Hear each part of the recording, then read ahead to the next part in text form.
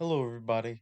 In this video, we'll be taking a look at the best case scenario the Democrats can do in the 2026 Senate elections. So we'll go ahead and start this off by filling out the safe blue states. These will go to the Democrats by 10 or more points. We'll have the state of Oregon, Colorado, Illinois, Delaware, Rhode Island, Massachusetts. New Jersey can go safe. Virginia will go safe. We do have New Mexico. I believe that one will go safe blue on a best case scenario. Minnesota will as well. Maine will go safe blue, assuming that Susan Collins' appeal is pretty much all gone with all sides of the aisle. And then the state of New Hampshire could also go safe blue on a best case scenario for the Democrats. Now we'll go on to the safe Republican states. On a best case scenario, we have Idaho, Wyoming, South Dakota, Oklahoma, Arkansas, Louisiana, Alabama, Tennessee, Kentucky, West Virginia. And that actually looks to be about it for the safe red states. Now we'll go on to the likely blue states. We have North Carolina and Georgia. I'll go ahead and fill those both out. We'll see in North Carolina, Roy Cooper will be able to have a strong appeal towards the Democrats and then have super strong appeal to the independents, which make up the most of the state.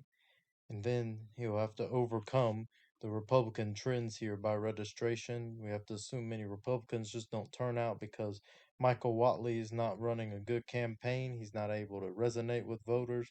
So that could help Roy Cooper win by probably 7 points on a best case scenario. It'll be harder to see it go more than that on a federal level, but 7 points is a substantial win for North Carolina Senate race. In the state of Georgia, I think we'll see it about 7 points as well, assuming John Ossoff's fundraising advantage can help appeal to many sides of the aisle, and then Mike Collins would basically have to do similar to Michael Watley, where you're not running a good campaign.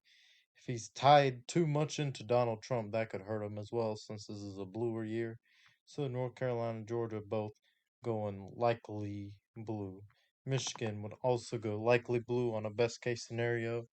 Looks like Mallory McMorrow so far is the best out of the three main candidates running for the Democratic primary. So, assuming McMorrow wins that nomination, we'd have to hope that she's able to turn out these Democrats, especially in the Dearborn area, and revert those Muslim trends that did not turn out for Harris in 2024. We'd also hope that Mike Rogers would just not run as strong of a campaign, and then people will see that he already lost before in 2024.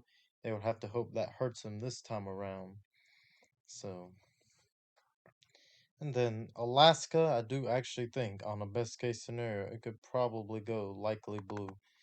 It could probably dip just right at 5 points. Again, this is a very hard state to predict in certain cases, especially the margin. Sometimes you get unexpected margins because in 2022, Peltola did win by a safe blue margin, but then in 2024, she lost. So if something unexpected happens here, then I do think Alaska can go right at 5 points, though, as Peltola could perform strongly here. Now we'll go on to the likely red states. We've got the state of Montana. I'll go ahead and fill that out. And South Carolina. I think those will go just barely under 10 points. I think it could be probably closer to 9 points. Again, Steve Daines had a really close election in Montana in 2020. That was against a former Democratic governor there, so that's part of why it was barely at 10 points. We have to hope a similar case happens there, where they have a strong Democratic candidate versus him, then the state could go barely under 10 points. And then South Carolina, Lindsey Graham would have to remain unpopular, and Democrats would have to revert the trends that happened in 2024, because the state did shift significantly towards the right there, but I think they can get these two states barely under 10. Florida as well, I think, could go about probably 7 to 8 points, probably closer to 8 points on a best case scenario for Democrats. Again, the state just keeps zooming to the right, so I don't see this state getting anywhere competitive for the Democrats here. But I do think on a best case scenario they can dip that a couple points under 10, assuming they file a strong candidate, and that Ashley Moody would have to not be as strong as what people are hoping for. And then state of Mississippi, I don't think that one will go under 5 points, but I think it could get a little closer on a best case scenario. I think it could be about maybe 6 points on a best case scenario for Democrats.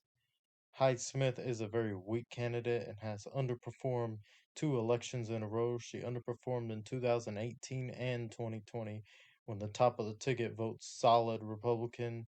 She's winning these races by 7 to 9 points, so that's a likely red. And I do figure the same would probably happen in 2026, but if Democrats had their best case scenario, this will be her closest race yet. And then finally, the state of Kansas, I think, will be about 5 points on a best case scenario. I don't think this one can go to lean Republican just because it's a Senate race, and those will be harder to get super competitive here. But we will see Kansas shift towards the left, especially the lower parts of Kansas City and Johnson County. That county has been going towards the left. We'd have to see growth there from Democrats. We'll just go ahead and go to the lean Republican states. We'll go ahead and fill out the state of Texas. I do believe it can go about 2 points, 2 to 3 points for a best case scenario. Again, it'll be hard to see Democrats actually flip the state of Texas. It's been getting closer since 2016, but then in 2022, we saw the trends reverse there slightly.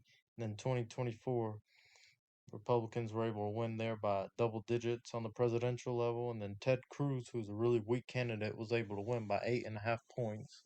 So I do think that they would definitely have to get James Tallarico to be their nominee, and then Kim Paxton would have to be the Republican nominee, and then if they can find more scandals to release from Paxton, and then they have Tallarico, that could help make the race closer.